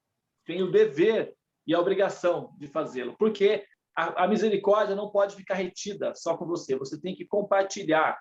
Essa é uma ciência que aumenta em você na medida em que você compartilha, né? É igual emoji de WhatsApp. Você tem que compartilhar para ficar registrado no seu equipamento. Então, os mantras, a potência, a Shakti do mantra, inclusive, realmente tem que ser compartilhado. O que você pode fazer? Você pode colocar água no cafezinho da família, no suco. Você pode colocar na aguinha do gatinho lá, do cachorrinho, né? Assim, essa água, ela não combina muito, né? Aí tem um pontinho, né, que é importante mencionar, ela não combina muito com violência, porque como ela tem uma tecnologia muito sutil de leveza, é pacífica, então ela se altera, ela se desfaz no contato com violência. Então, por exemplo, na alimentação, né, na comida, você pode colocar os vegetais, no que você estiver cozinhando, só não se deve pôr aonde você estiver cozinhando proteína animal ou algum tipo de alimentação que envolva sangue. Então, não adianta pôr, porque vai o fator, a potência dos mantras vão se dissolver, vão desaparecer. Então, vai ser apenas uma água mesmo. Mas, se colocar na planta, respingar na casa, por exemplo, se você estiver tendo problema com o esposo, ele tiver ou com a esposa ou com o filho, né? Assim você vai e pega a água, fica fazendo mantra na água. Você pode fazer constantemente, diariamente. Aí você não precisa necessariamente de mim para fazer isso. Você pode fazer sozinho em casa.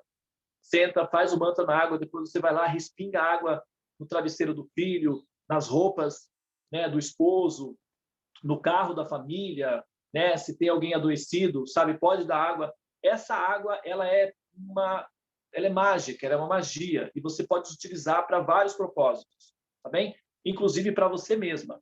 Se você é muito temperamental, reativa, isso está dando problema no seu relacionamento com os filhos, com o esposo, então você deve beber essa água como quem está bebendo um antidepressivo, como quem está bebendo um calmante natural. Você pode pegar a água e passar no seu Ajna Chakra, no Anahata Chakra, nos seus chakras. Você pode fazer terapia com a água para se acalmar, para poder salvar as suas relações. Enfim, é medicinal essa água. Ela deve ser utilizada, tá? Ô, Devananda, a gente pode acrescentar mais água nessa água para... Pode sim. Pode acrescentar mais água nessa água. Inclusive, você, na rua, sempre que você estiver na rua, você vai comprar uma garrafa de água mineral, você vai tomar água. Por que não potencializar essa água? Por que não transformar isso em mantra? Então, você simplesmente segura a água. Você pode fazer, dura 1 minuto, só fechar os olhos e cantar o Mahamantra uma única vez, já é o suficiente. Pronto. A água vira mantra líquido. Então, você vai beber mantras. E isso é o suficiente. É a praçada. Prashadam. Exatamente. É o princípio do Prashadam. Prashadam significa compaixão, misericórdia, amor, o benefício máximo, né?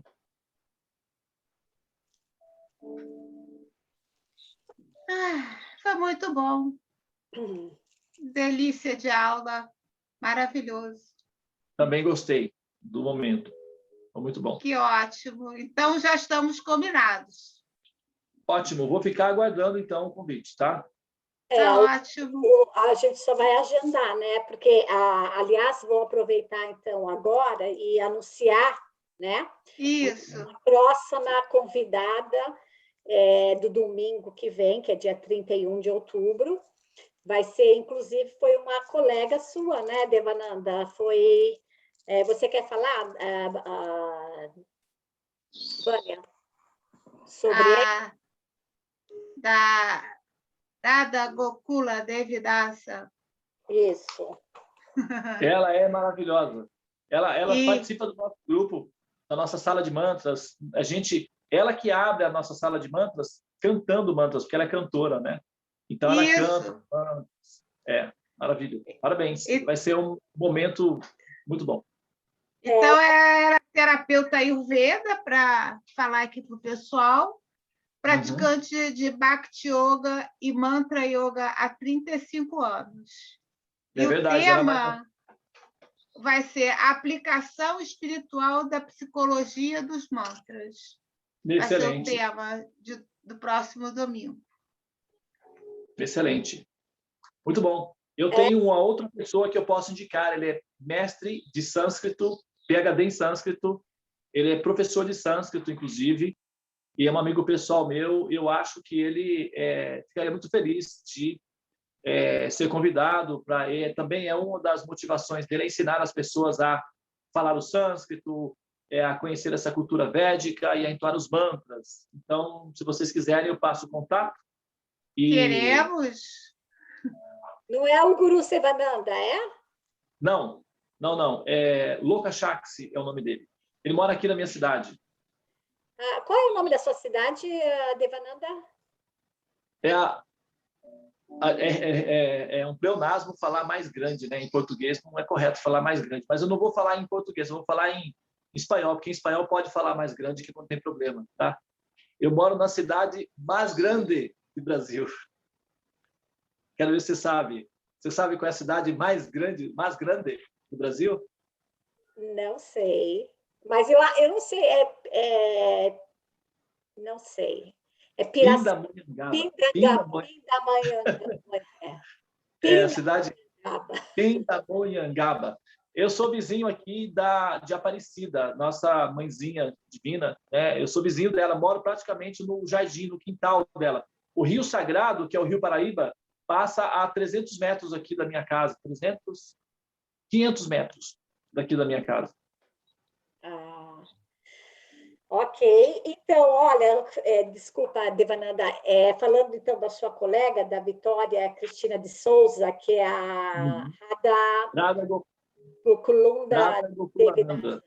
Isso. Isso, Ela também estudou canto lírico no Conservatório de Música em Belém e é exatamente. soprano no coro barroco da Bahia. Ela É, está na Bahia, então, ou não? ela é baianíssima. Ah, É, baianíssima, da gema, e o sotaque dela é uma delícia.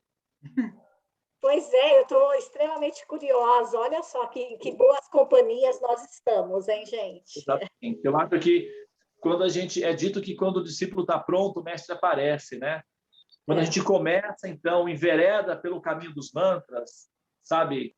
Os devas vão mandando, né? Assim, os lotos, né? Porque os devotos de Vishnu, aqueles que entoam os mantras, são como flores de lótus, né? Então, os botões eles vão se abrindo, né? E vai se formando aquele jardim lindo de flores de lótus. Então, eu acho que é um bom momento, né? Nós estamos bem acompanhados, sim, e não apenas por uma questão assim aleatória, não. Essa companhia chama-se Sadhu Sangam. Sadhu significa uma companhia que corta a ignorância, que elimina os sofrimentos. Sangam significa uma união muito, uma força, né? É uma companhia forte, saudável, curativa, nutritiva, antisséptica, enfim, né? É medicinal. Eu acho que a gente está muito bem, sim. Que ótimo. E tem alguém que quer fazer mais alguma pergunta, pessoal? Devananda, fala um pouquinho desse quadro que está atrás aí na parede. Esse quadro aqui foi a minha filha que pintou, né? Ele é Krishna. Krishna. Só que aqui, o que acontece? Krishna, ele é muito, assim, a personalidade Krishna é muito travessa, ele é um menino travesso. Então, o que ele fez? Nesse momento aí, tinha um grupo de meninas, ele é um menino, Krishna é um menino, né? Ele é um rapaz. Aí, nesse momento, ele está com 15, talvez 16 aninhos, né? E ele é muito travesso. Então, tinha um grupo de meninas chamada Gopis, que estavam escondendo uma menina, Radharani. Ele se apaixonou, ele é eternamente apaixonado por Radha, que é a sua contraparte feminina. Radharani chama-se. É a energia de amor. Radha Hari, ela. E as Gopis, que são amigas de Radharani, haviam escondido Radharani para que ele não a visse, por uma questão lá que ele tinha feito um... Ele não foi muito perfeito ele não foi muito feliz no movimento que ele fez. Radharani ficou um pouco aborrecida com ele e se escondeu, não queria nem vê-lo. Ele, então, ficou muito triste porque não podia ter a companhia de Radharani e tentou de todas as formas se aproximar de Radharani, mas as meninas Gopis, amigas de Radharani, faziam vários truques e ele não conseguia chegar até ela. E ele, então, teve a ideia de se disfarçar de uma Gopi, se disfarçar de uma menina, se passando por uma Gopi para poder chegar até Radharani. Então, esse momento é Krishna disfarçado de uma menina para poder conseguir chegar até Radharani. E esse quadro é Krishna numa forma de menina, ou seja, disfarçado de uma Gopi. Só que, como ele está com a flauta, apegado à flauta, ele tem, sempre que ele está os recursos dele acabam e ele precisa de recursos novos, ele toca a flauta. E a flauta é uma espécie de hipnose, cria uma magia, hipnotiza todos ao redor. Então, é uma arma de amor que ele tem. É como se fosse a flecha do Cupido. Quando ele toca a flauta, todos que ouvem a flauta se derretem de amor por ele. E todos ficam meio que favoráveis a ele. Então, quando ele quer conquistar alguma coisa, quando ele quer conseguir alguma coisa que ele não está conseguindo pelos recursos pessoais, ele toca a flauta. Então, ele veio até elas vestido de menina, mas as meninas descobriram que era ele que estava disfarçado de menina, e ele então tocou a flauta. Então esse é o momento, né? Krishna, Krishna ele está um pouco para além da nossa concepção de Deus. A nossa ideia de Deus é Vishnu. Krishna ele é o summum bonum, que é o objeto de amor supremo. Primeiro é preciso purificar-se, compreendendo o Vishnu, ou compreendendo a verdade absoluta, compreendendo Deus. E após a purificação da compreensão de Deus, a gente consegue começar a entender Krishna. Krishna é uma espécie de pós-graduação da ideia de Deus. Só para dar uma metáfora, né? É preciso de ter um coração muito inocente, puro, é como o de uma criança, para entrar na magia Krishna. Senão a gente só consegue entender Krishna como uma mitologia, tá? Sem essa purificação do coração, Krishna fica na plataforma de mitologia. Ele só passa a ser uma realidade percebida após o coração ter sido purificado, né, da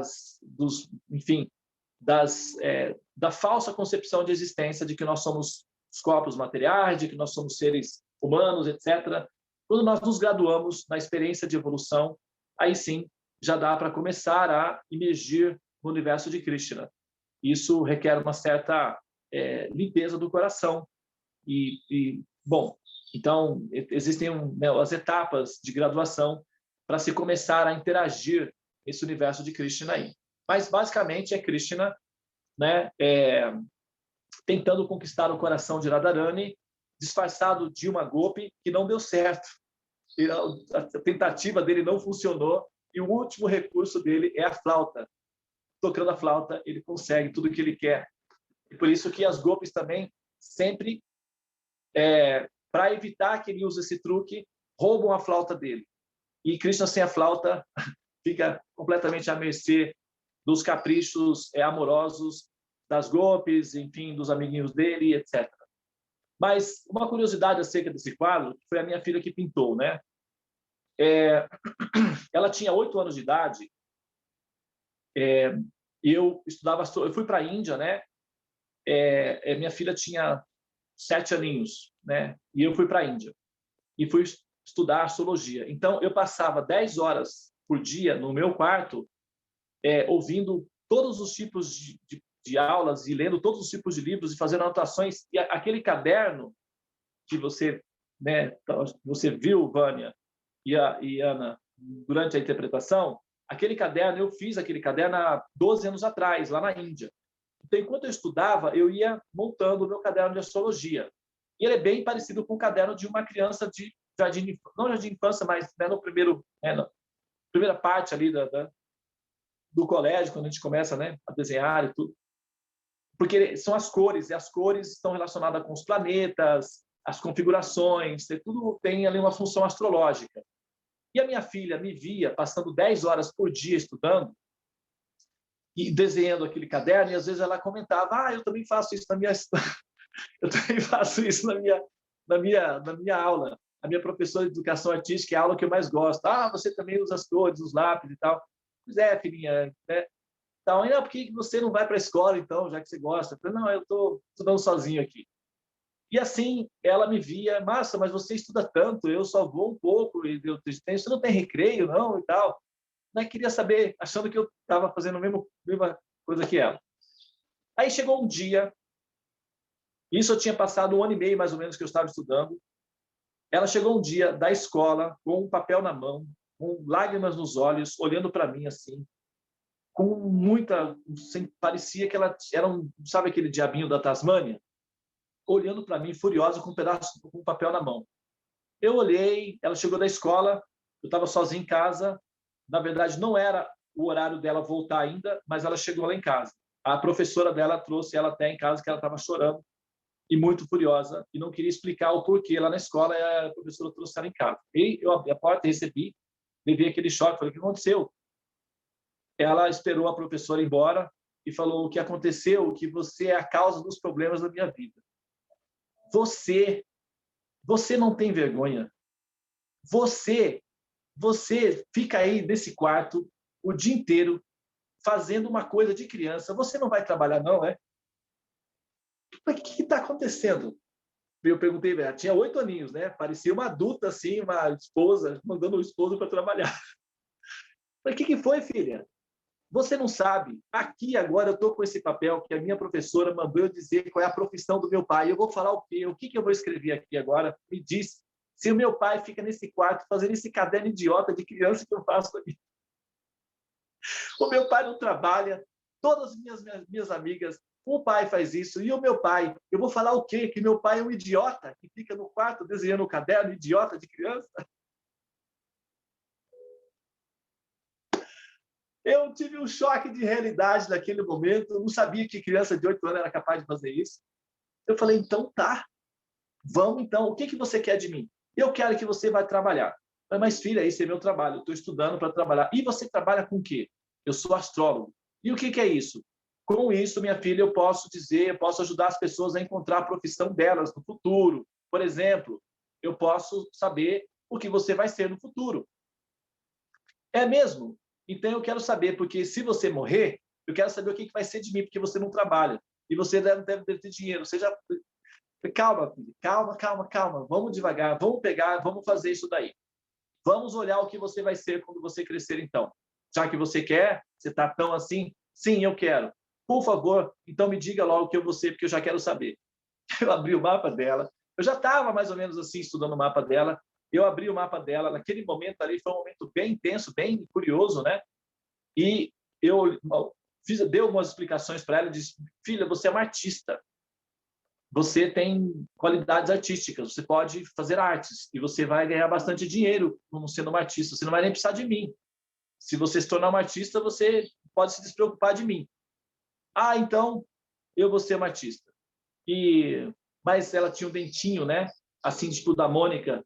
Aí ela falou, cantora eu sei que eu não vou ser com esse dente aqui, porque era dente de leite ainda, né? Não, 7 aninhos. Eu falei, não, vamos tentar a dança, vamos ver onde que você vai se identificar. Então, pronto, começamos. Aí ela entrou na dança. Ela se apaixonou pelas danças indianas, chegou a se apresentar na televisão lá na Índia, fazia parte de um grupo de dançarinas que viajava a Índia toda se apresentando. Ela era uma das principais dançarinas. Teatro, elas faziam teatro e entrou num curso particular de pintura, se encantou, tudo que era artes, ela se encantava. E esse quadro ela pintou quando tinha 12 aninhos, né, como conclusão do primeiro ano do curso dela, foi esse quadro que ela pintou, esse Krishna aí. E depois ela aprendeu a fazer rena, ela veio ao Brasil. Hoje ela faz rena, as pessoas às vezes contratam ela, né, para fazer rena. Ela vai e faz.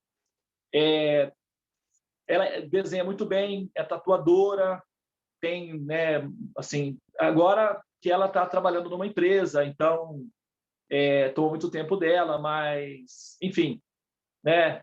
E esse quadro foi o resultado de uma crise existencial de uma criança alucinada, de 8 anos de idade, acredite. Ainda bem que eu sabia astrologia, porque senão, sei lá, o que ia acontecer comigo, de repente ela ia expulsar de casa. Que linda história! E olha, eu vou falar para vocês. Hoje eu até coloquei lá no meu Instagram, no Story, os caderninhos do Devananda. Eu estava visitando o Instagram dele, né? Que é Caminhos do Deva, não é isso? Uhum.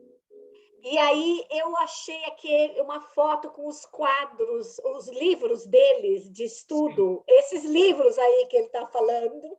E eu sou assim fascinada, porque eles são lindos, é uma obra de arte, cada folha. E eu estava falando com a Vânia, eu quero de herança esses livros, eles são lindos, eu vou falar para o Devananda deixar. Eles estão aqui, ó. Eu tenho 3 cadernos desses. Um deles, inclusive, está em andamento, está em produção ainda. Nós estamos escrevendo um livro, que é um tratado de astrologia, um manual para astrólogos utamas, ou astrólogos refinados, né? A gente quer criar um curso para astrólogos que querem se tornarem capacitados para conduzir outras pessoas até o caminho da liberação. Então, astrólogos utamas, e a gente está criando um manual, né, para orientar a como uma pessoa pode se qualificar para se tornar um astrólogo védico Uttama, ou seja, um libertador das pessoas, né, do ciclo do samsara. E o caderno está sendo produzido para essa finalidade. Já tem.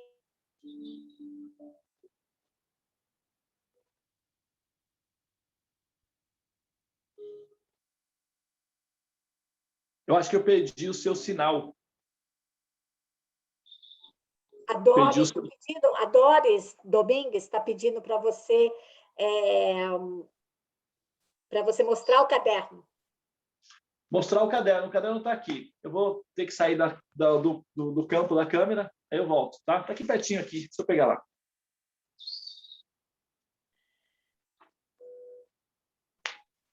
Gente, esse caderno do Devananda, cada vez que ele abre esses cadernos, eu fico babando. Morro de inveja, cada um mais lindo, vocês vão ver. Vou pedir para ele não esquecer de botar o link da meditação para a gente. Ah, tá. Ó, na verdade, são 3 cadernos. Esse caderno é o primeiro caderno. Esse aqui é o caderno da discórdia. É o caderno, né? Que foi a minha salvação também, né? Porque se não fosse ele... Então, ele é feito, né, levando-se em consideração as questões, né, da cromoterapia dos planetas, e eles são, na verdade, praticamente sutras, né, ou atalhos que eu utilizo para poder fazer as configurações das interpretações, né? Esse daqui é o meu primeiro caderno. Então, eu tenho tudo que eu preciso aqui. Todos eles são feitos à mão.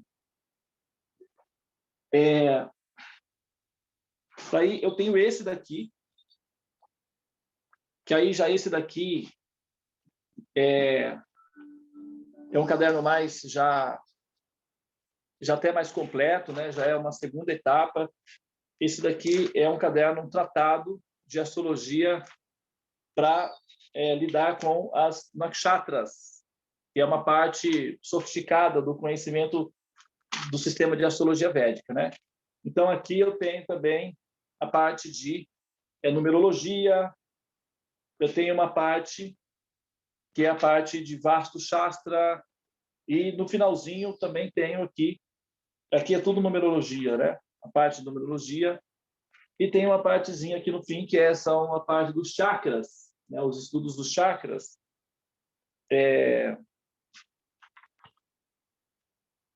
Todos os chakras, né? A gente tem uma série no nosso canal, né, com os estudos dos chakras.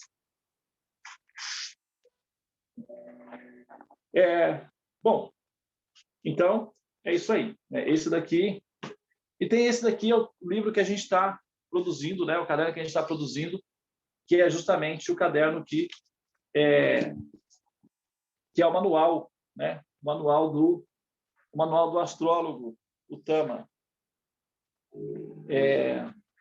E aí eu estou utilizando o mesmo recurso, né? O mesmo sistema, que são os recursos de linguagem de cromoterapia, né? E, eventualmente, né, eu fiz esse desenho aqui, que é o sábio Parashara Muni, que é o mestre, né, chama o pai dos astrólogos, em estados de meditação, com o caderno dele na mão também. Então, eu acho que peguei isso dele, né, no caso, dos cadernos. Na verdade, é isso mesmo, né, inspirado nele. Mas, então, é isso aí, tá? São os 3 cadernos que eu tenho no momento. Interessante que lá na Índia a gente consegue esses cadernos assim, com esse tipo de folha, sabe? Uma espécie de folha meio medieval, né? Então, eu gosto muito. Lá na Índia, e eles encadernam também com tecido. Então, eu levo no local lá e o rapaz ele encaderna para mim com tecido. Então, é tudo encadernado com tecido. Maravilha, okay? Maravilha. Gratidão, realmente, gente. Que noite gostosa com Devananda. E muita gratidão, Devananda, pela sua participação aqui no Domingo com Mantras. Agradeço a vocês também que estão aqui presentes. E domingo que vem tem mais, e vai ser muito bom. Então, Vânia, você quer dar um tchau para todo mundo? Estou aqui enlevada com a aula, foi muito boa. Né? Acredito que vocês tenham gostado também. Que bom, muito obrigada. Gratidão. Namastê. Vamos concluir com o Mahamantra Hare Krishna. Que a gente termina, nós terminamos, né? Sempre que a gente tem um encontro na sala dos mantras, nós terminamos da seguinte maneira, porque Sadhu Sangha gera Shakti, que é potência espiritual. Essa potência espiritual ela fica armazenada no Anahata Chakra, que é um reservatório onde se armazena a potência espiritual. Fica mais ou menos no centro do corpo, daqui ele consegue administrar para todas as áreas nessa Shakti aí para vitalizar o corpo para a função que é o caminho da autorrealização, né? Então, nós terminamos assim. A mão esquerda deve estar posicionada no Anahata Chakra, que é o reservatório, e a mão direita sob a forma de bênçãos, né? Esse mudra, assim, de bênçãos. E aí, a gente vai entoar 3 Mahamantras, Hare Krishna. Você pode pensar na pessoa que você gostaria que a Shakti fosse transferida para ela e, assim, concluir dessa forma, tá? Então, por favor, me acompanhe. Repita comigo. Hare Krishna, Krishna Krishna, Hare Hare. Hare Rama, Rama Rama, Hare Hare. Hare Krishna, Krishna Krishna, Hare Hare. Hare Rama, Rama Rama, Hare Hare. Hare Krishna, Krishna Krishna, Hare Hare. Hare Rama, Rama Rama, Hare Hare. Ó energia suprema de amor divina, desperta-me, eleva-me, envolve-me, protege-me. Hare Krishna. Namastê e até o próximo momento. Hare Krishna. Hare Krishna. Tchau, tchau para todos. Boa tchau, noite. Hare Krishna. Krishna.